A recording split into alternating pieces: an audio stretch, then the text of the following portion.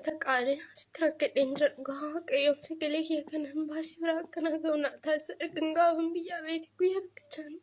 nyaata harkadheen beeku kanaan barinitti qolofanii dararu si ajjeesna naan jedhu mara waaqa rabbii uummata oromoo na bukkee dhaabbadhaa tooni lubbuu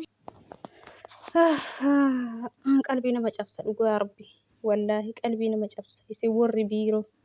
warri asirratti warri kaansileeshinii qabdan warri haaraya biyyarraa dhuftan warri mana jijjiirattan jettanii warri kijibdan hundaa miti garuu tokko tokko isin gaafa birrii teessan fudhattan arabarraa ijoollee miskiina waan beeyni biyyarraa fidaa gurgurataa hin nyaattii hin dhuydii hin raftii hin raftuu waan isin keessa jirtu achi booda quban qabdan teessan tabarbaaddan yoo argattan inuma dantaan qabdan saba keessan irraas jechuudha ijoollee miskiina fidaa gurgurata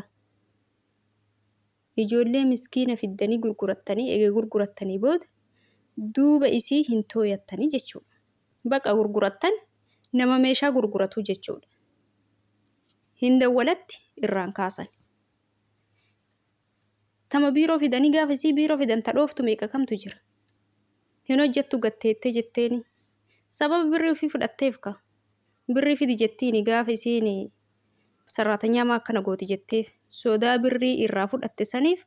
ijoollee teenya miidhaa jirtii jechuudha warra asirratti ijoollee fiddanii tineen gurgurataa tineen booddee isii beelaan dheebuun manatti dararaa jiran jechuudha qoonqoon isii adabaa jiran jechuudha inshaallah isinillee rabbiin guyyaa tokko isin adaba wallaahi billaahi isinillee adabamuun keessan ima hin oolle birriin hadha isin fudhattan tun homaa ima jireenya guutuu isin hin jiraachifne bar garuu dalagaan isin dalaydan waan yoomuu isin balleessu malee waan badii irraa isin oolchuu miti jechuudha onni isin gochaa jirtan kun hunda keessan takka takkaan isin beeyna warri ijoollee fidaatti taphachiisaa jirtan sababa qoonqoo keessaniitiif jechuudha miskiina taphachiisaa jirtan